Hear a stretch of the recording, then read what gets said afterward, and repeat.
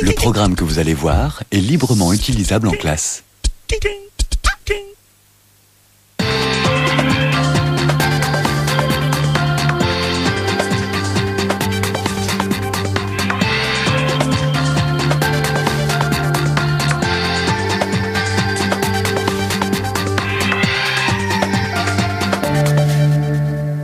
On va retrouver maintenant la conso avec Nicolas Angèle. Nicolas, je relève la copie tout de suite? Non. Bonjour Nicolas. Pas prêt, bonjour. Bonjour. On va parler avec vous ergonomie à l'école. On va juste rappeler un chiffre.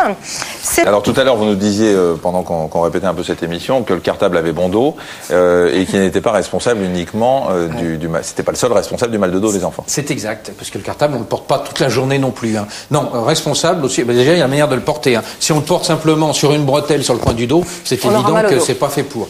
Et puis alors il y a surtout le mobilier scolaire. Alors vous êtes trop jeune, vous n'avez pas connu, vous, les pupitres d'écoliers d'antan. C'est délicat, Nicolas. Bah, détrompez-vous. Oui. Vous avez 2 minutes? Ah, vous cachez bien. Bah, moi j'ai connu les pupitres marrons avec l'encrier. Exactement. Voilà, tout à fait. Et légèrement incliné, et ceci avait une raison physiologique et une raison aussi ergonomique. Alors là, à l'heure actuelle, ce que je vous ai amené ce matin, je vous propose le pupitre ergonomique parfait. C'est fait par une petite société française qui a beaucoup de mal à le développer parce que personne ne l'achète et c'est un tort, mais peut-être c'est un peu plus cher, donc on en parlera tout à l'heure.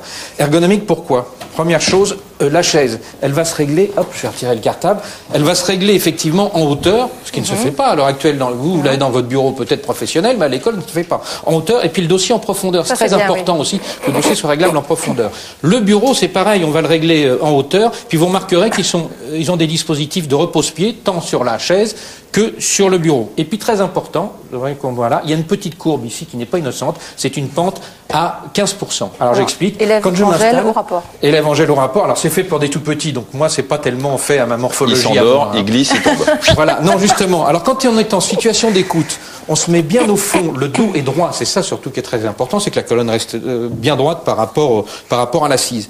Je repose mes pieds comme ça, je m'enfonce bien sur le dossier, parce que le dossier est mis à ma taille. Donc ça veut dire que je reste bien droit. Quand je vais me mettre à travailler, je vais naturellement poser les pieds par terre, glisser un petit peu grâce à cette pente, et en glissant, je bascule le bassin, et tout en écrivant, je reste le dos droit plutôt que d'être comme ça. D'autant plus que, et regardez bien la petite démo, la table.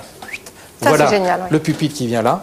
D'autant plus que, effectivement, donc je suis bien droit. Donc deux effets bénéfiques. Un, sur le dos, vous l'avez vu, j'ai résumé. Et 2, sur la vue aussi. Quand je vous donne un document, si je vous donne un document comme ça, vous allez le prendre. Naturellement, vous le mettez comment par rapport à vos yeux?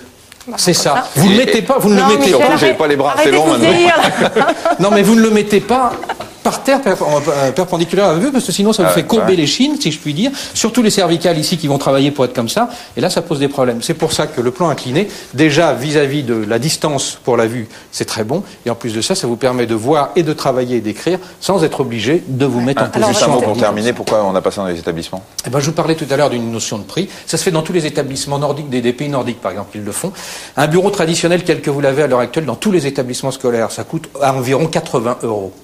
À qui? À la commune, c'est la commune qui paye. 80 €.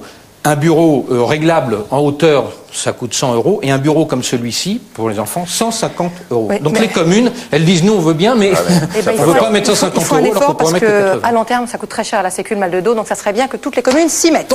Merci beaucoup.